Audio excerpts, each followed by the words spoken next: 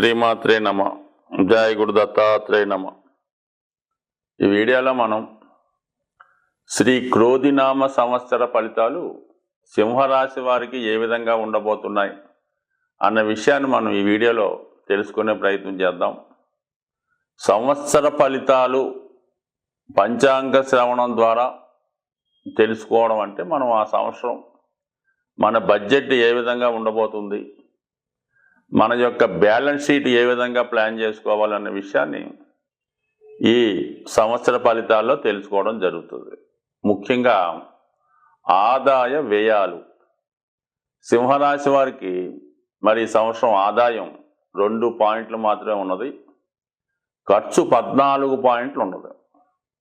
So దాన్ని బట్టి ఈ సంవత్సరం వీళ్ళ యొక్క ఆర్థిక స్థితి చాలా జాగ్రత్తగా ప్లాన్ చేసుకోవాలి. ఏమాత్రం బ్యాలెన్స్ తప్పినా మరి లోడ్ బడ్జెట్ అయ్యే అవకాశం ఉంది కాబట్టి రుణాల్లో పడే అవకాశం ఉంటుంది. సాధ్యమైనంత వరకు మరి స్వభావ సిద్ధంగా ఈ సింహరాశి వారికి ఉన్నటువంటి అనవసర ఖర్చులు, అక్కర్లేని బాధ్యతలు తగ్గించుకొని చాలా ఎకానమీగా మీ యొక్క ఫైనాన్స్ ఈ సంవత్సరం అంతా ప్లాన్ చేసుకోకపోతే మీకు ఉన్నటువంటి అప్పు పెరిగే అవకాశం ఉన్నది. ఒకవేళ కొత్తగా జీవితాన్ని ప్రారంభించే వాళ్ళు ఎవరన్నా ఉంటే వాళ్ళు రుణంలో పడవలసి ఉంటుంది. సో ఏదైనా సరే మరి ఈ సంవత్సరం మాత్రం ఆర్థిక పరంగా అనవసర ఆడంబరాలకి వెళ్ళవద్దు, జాగ్రత్తగా ఫైనాన్స్ ప్లాన్ చేసుకుంటే బాగుంటుంది. ఇక రాజపూజ్యం, అవమానం ఈ రెండు సమానంగా ఉన్నాయి.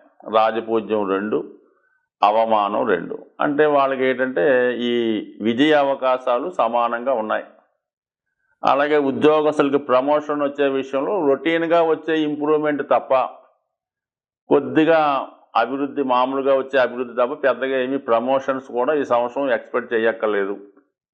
క్రీడారంగం వారికి కూడా ఏదో ప్రాక్టీస్ చేసుకోవాలి తప్ప, పోటీల్లో ఏదో నామమాత్ర ప్రదర్శన తప్ప గొప్పగా విజయ అవకాశాలు ఇచ్చే అవకాశం లేదు. ఏదన్నా మొత్తం మీద ఈ సింహరాశి, సింహలగ్నం వారు ఎలక్షన్లో పోటీ చేసే విషయంలో చాలా జాగ్రత్తగా వ్యవహరించవలసి ఉంటుంది. లేదంటే కొద్దిగా బొటాబొటిగా పాస్ మార్కులతో నెగ్గే అవకాశం ఉంది కాబట్టి చాలా జాగ్రత్తగా వ్యవహరించడం మంచిది.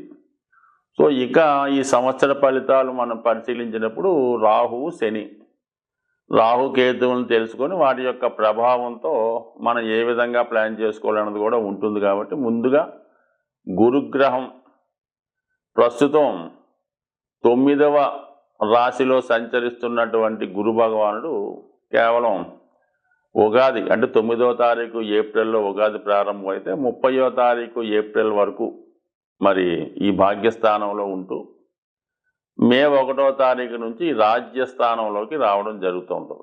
అంటే 2, 6, 10 భావాలు యాక్టివేట్ చేయడం జరుగుతుంది. గురువు కూడా పంచమ దృష్టితో ధనభావాన్ని, అలాగే 9వ దృష్టితో 6వ భావాన్ని వీక్షిస్తాడు. కాబట్టి ఫైనాన్స్ సంబంధించిన విషయంలో గురువు యొక్క కంట్రోల్, ఆధిపత్యం అది ఉంటుంది.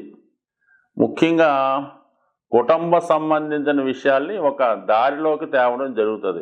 అక్కడ ఈ కుటుంబ విషయాల్లో మనకి ఏ విధంగా ఆర్థిక పరిస్థితి నడుస్తుంది, అసలు కుటుంబానికి వచ్చే ఆదాయం ఎంత, ఖర్చు ఎంత, ఈ కుటుంబంలో అనవసరంగా వేస్ట్గా ఉండే క్యాండిడేట్లు ఎవరు వాళ్ళు ఎక్కువ ధనం ఖర్చు అవుతుంది అన్న విషయాన్ని జాగ్రత్తగా పరిశీలించుకొని ఒక విధంగా ఆదాయాన్ని పెంచుకునే మార్గాన్ని కూడా ఈ సంవత్సరం అన్వేషిస్తే కొంతవరకు కుటుంబ పరిస్థితులు, ఆర్థిక విషయాలు చక్కబడే అవకాశం ఉంది. ఇక 6వ స్థానం అన్నది ఏంటంటే ఒక విధంగా మనం ఒకరి కింద సర్వీస్ చేసే విధానం ఏ విధంగా ఉంటుంది, ఎటువంటి సర్వీస్ మనం అందించగలం, అలాగే ఆరోగ్యపరంగా ఏ విధంగా మరి సంవత్సరం ఉంటుంది. మరి ఆరోగ్యం బాగుంటేనే కదా వృత్తి సక్రమంగా నిర్వహించగలడం.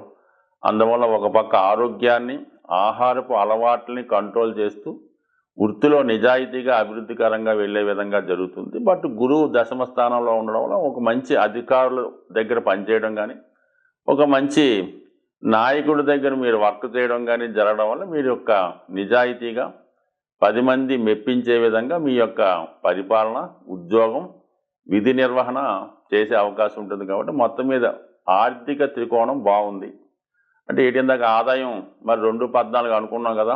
సో అది అన్నది మన ప్లానింగ్ బట్టి ఉంటుంది, ఇది మన కంట్రోల్లో ఉంటుంది. కాబట్టి జాగ్రత్తగా చేసుకుంటే చక్కగా మరి అవసరాలకి తగిన ధనం ఒక మంచి మార్గం ద్వారా వచ్చే అవకాశం ఉండదు. దాని తర్వాత శని భగవానుడు ప్రస్తుతం ఈ సంవత్సరం అంతా కూడా శని సప్తమ స్థానంలో సంచరిస్తూ ఉంటాడు. అంటే 7వ స్థానం అంటే 3, 7 కామ త్రికోణాన్ని, అంటే మన కోరికలు, మన ఆలోచనలు, మన యాంబిషన్స్కి శని కారకత్వం వహిస్తున్నాడు. కాబట్టి మరి శని ఎప్పుడైతే ఈ కామ త్రికోణంలో ఉన్నాడో మనం ఎంత పెద్ద కోరినా అది వీడికి ఎంతవరకు ఇవ్వచ్చు, దీన్ని ఎంతవరకు వీడు సాధించగలడు, వీడు ఎంతవరకు దానికి అర్హత కలిగి ఉన్నాడు అన్న విషయాన్ని పరిశీలించి వారి యొక్క ఈ కోరికలు తీర్చే విధంగా శని భగవానుడు మనకి నిర్ణయించడం జరుగుతుంది. అది ఏది కూడా తొందరగా ఇవ్వడు, చాలా ఆలస్యంగా 1-2 సార్లు కఠిన పరీక్షలు నిర్వహించిన తర్వాత ఇవ్వడం జరుగుతుంది. ఉదాహరణకి ముఖ్యంగా వివాహ సంబంధించిన విషయంలో మీరు ఎంత తొందరపడతారో అంత ఆలస్యం అవుతూ ఉంటుంది. బట్ కానీ శని సప్తమ స్థాన సంచార గతుడు అవ్వటం వల్ల వివాహ విషయంలో మాత్రం కొంత కాంప్రమైజ్ తప్పదు. అంటే ఏ విధంగా అంటే అది మీ యొక్క అర్హత కన్నా తక్కువ అర్హత ఉన్నవారు కానీ, ఏజ్ సంబంధించిన విషయంలో కొద్దిగా ఎక్కువ ఉండొచ్చు, లేదంటే బాగా తక్కువ ఉండొచ్చు, లేదా కలర్, లేదంటే ఆరోగ్యం, లేదంటే కమ్యూనిటీ, లేదంటే జాతి, ఏదో ఒక విషయంలో డిఫరెన్స్ ఉండే అవకాశం ఉంది. అది కూడా అంత సునాయాసంగా రాదు, మేమేదో ఇలా చేసుకుంటామంటే వచ్చే అవకాశం అయితే లేదు. అది కూడా అనేక శ్రమ పడిన తర్వాత, అవతల వాళ్ళని బాగా మెప్పించిన తర్వాత, చివరి నిమిషం దాకా కూడా ఇబ్బంది పడుతూ చివరి నిమిషంలో మీ యొక్క అంటే వివాహం అనొచ్చు, ఏదైనా ఆశించినది ఏదైనా సరే చివరి నిమిషం దాకా ఇబ్బంది పెడుతూ మీ అర్హత కన్నా తక్కువ స్థాయిది మీకు వచ్చే అవకాశం ఉంటుంది. బట్ ఈ విధంగా కొద్దిగా రాజీ పడితే మంచిది. ఇక రాహు అష్టమ స్థానంలో సంచరిస్తున్నాడు. అంటే 4, 8, 12 అంటే గురువులాగే రాహు కూడా పంచమ దృష్టి, భాగ్య దృష్టి ఉంటుంది. కాబట్టి మరి 4, 8, 12 భావాలు అంటే మీకు మోక్ష త్రికోణాన్ని యాక్టివేట్ చేయడం జరుగుతూ ఉంటుంది. మరి రాహు ప్రమాదకరమైన వ్యక్తి కాబట్టి మరి ఒక మాయా ప్రపంచంలో పేరుకి మోక్షంగా ఉంటూ అదే మరి అక్కలేని అన్ని మరి ప్రపంచక విషయాల్లో అన్ని సుఖాలు అనుభవిస్తూ బయటికి మాత్రం ఒక ఆధ్యాత్మికవేత్తగానో ఒక గొప్ప వ్యక్తిగానో చలామణి అవుతూ ఉంటాడు. పేరుకి ఏదో ఆశ్రమంలో ఉంటాడు, మాకు అన్ని వైభవాలు అనుభవిస్తూ ఉంటాడు. సో అలా కాకుండా చాలా నిజాయితీగా ఉండాలంటే అన్నీ విడిచిపెట్టాలి, కోరికలు విడిచిపెట్టి జాగ్రత్తగా ఉంటే రాహు మీకు మంచి నేమ్ సంపాదించే అవకాశం ఉంది. బట్ ఎనీహో మరి రాహు ఈ మోక్ష త్రికోణాన్ని యాక్టివేట్ చేయడం వల్ల ఈ సంవత్సరం వరకు మరి ఇలాంటి పుణ్య కార్యక్రమాలు, దైవ కార్యక్రమాలు, పూజా కార్యక్రమాలు వాటికి పెద్దగా అంగీకరించకపోవచ్చు. అది చేద్దామన్నా కూడా మరి దానికి తగినటువంటి ప్రోత్సాహకరంగా ఉండకపోవచ్చు. కాబట్టి మరి ఎంతో కష్టం మీద వీలైతే రోజు దైవ ప్రార్థన చేసుకోవడం మంచిది. బట్ ఏదైనా ఈ రాశి వారికి మరి మెయిన్ శని ప్లస్ గురువు కూడా మంచి స్థానాల్లో ఉండడం జరుగుతుంది. కాబట్టి బట్ శ్రమాంతర విజయాన్ని ఇవ్వడం జరుగుతుంది. కాబట్టి కంపల్సరీగా ఈ రాశి వారు మరి గురుగ్రహ అనుగ్రహం కోసం దక్షిణామూర్తి ఆరాధన చేసుకోవడం, సాధ్యమైనంత వరకు గోసేవ చేసుకోవడం, అవకాశం ఉన్నవారు మంచి గోవుని పెంచుకోవడం వల్ల ఖచ్చితంగా ఈ రాశివారు మరి వాళ్ళ యొక్క ఆర్థిక స్థితిని మరి సాధారణంగా బ్యాలెన్స్ చేస్తూ సంవత్సరం ఆఖరికి మిగులు బడ్జెట్లో ఉంటారని ఆశిస్తూ, సాధారణంగా ఈ గ్రహాలు అంటే మనం మాస ఫలితాలు, వార ఫలితాలు, సంవత్సర ఫలితాలు చూసుకున్నప్పుడు గ్రహాలు ఒక రాశి నుంచి ఒక రాశికి మారుతున్నప్పుడు అవి సువర్ణమూర్తి, రజితమూర్తి, తామ్రమూర్తి, లోహమూర్తిగా వాటికి ప్రవేశించినప్పుడు వాటి స్థితిని బట్టి ఈ విధంగా అవి యాక్ట్ చేయడం జరుగుతుంటుంది. ఉదాహరణకి ఏదో గురుగ్రహం మారితే కొన్ని రాశుల వారికి సువర్ణమూర్తిగా ఉండడం జరుగుతుంది, అద్భుతమైన యోగాన్ని ఇస్తూ ఉంటాడు ఆ రాశుల వారికి. కొంతమందికి తామ్రమూర్తిగా ఉంటాడు, కొంతమందికి లోహమూర్తిగా ఉంటాడు. అంటే ఈ లోహమూర్తిగా ఉన్న వాళ్ళకి మంచి స్థానంలోకి వచ్చినా కూడా ఇబ్బంది పెడుతూ ఉంటాడు. అదే రజితమూర్తిగా ఉన్న వాళ్ళకి కొంత మిక్స్డ్గా ఉండడం జరుగుతుంటుంది. ఇలా ప్రతి గ్రహానికి కూడా ఈ మూర్తి నిర్ణయం అనేది జరుగుతూ ఉంటుంది. సో ఆ కారణం వల్ల కూడా మరి గోచారరీత్యా ఇప్పుడు ఏలినాడు శని వచ్చింది, అదే సువర్ణమూర్తి అయితే పెద్ద ఇబ్బంది పెట్టడం. ఈ విధంగా అందరికీ ఒకే విధంగా ఉండదు, రాశులను బట్టి ఈ మూర్తి నిర్ణయం జరుగుతూ ఉంటుంది. ఇది కూడా గోచారంలో పర్టికులర్గా నిర్ణయించవలసిన విషయం. అది వ్యక్తిగతంగా మీరు పర్సనల్గా ఎవరన్నా జ్యోతిష్కుని చూపించుకున్నప్పుడు ఆ గ్రహం ఏ భావంలోకి వస్తుంది, అది ఏ మూర్తిగా నిర్ణయించడం జరిగింది అన్న విషయం మీదే ఆ ఫలితం ఆధారపడి ఉంటుంది. అలాగే గ్రహాలు మారినప్పుడు కూడా అష్టక వర్గు అని ఒకటి ఏర్పడుతుంటుంది. అంటే ఒక్కొక్క గ్రహం కొన్ని బిందువులు ఇస్తూ ఒక సామూహికంగా ఒక అష్టక వర్గు ఏర్పడుతుంటుంది. సో ఈ అష్టక వర్గులో విడివిడిగాను అష్టవర్గం ఉంటుంది, అన్నిటికీ కలిపి ఒక అష్టవర్గం ఉంటుంది.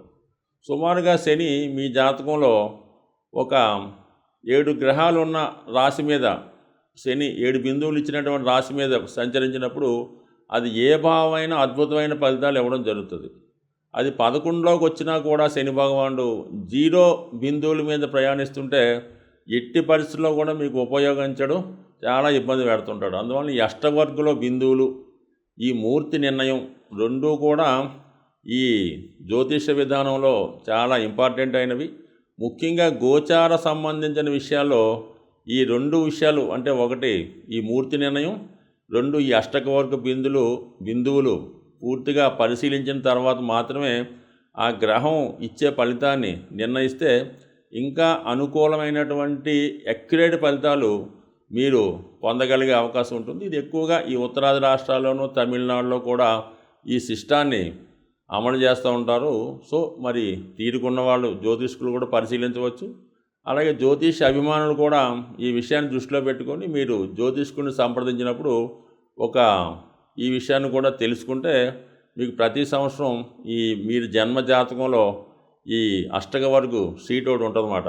రవికి ప్రత్యేకంగా, శనికి ప్రత్యేకంగా ఉంటుంది, అన్నీ కలిపి ఒకటి ఉంటుంది. అది తీసుకోవడం వలన మీకు మీరే రవి మారినప్పుడు ఎన్ని బిందువుల మీదకి వచ్చాడు, రవి 6 బిందువుల మీదకి వచ్చాడు, ఈ నెలంతా 100% బాగుంటుంది. రవి 4 బిందువులు వచ్చాడు, యావరేజ్గా ఉంటుంది. రవి 0 బిందువు మీదకి వచ్చాడు, చాలా దరిద్రంగా ఉంటుంది. సో ఈ విషయాన్ని కూడా మీరు గమనించి నిర్ణయించుకుంటే మీరు ఖచ్చితమైన ఫలితాలు పొందుతారు. జ్యోతిష్యం మీద నమ్మకం కూడా పెరిగే అవకాశం ఉంటుంది. స్వస్తి.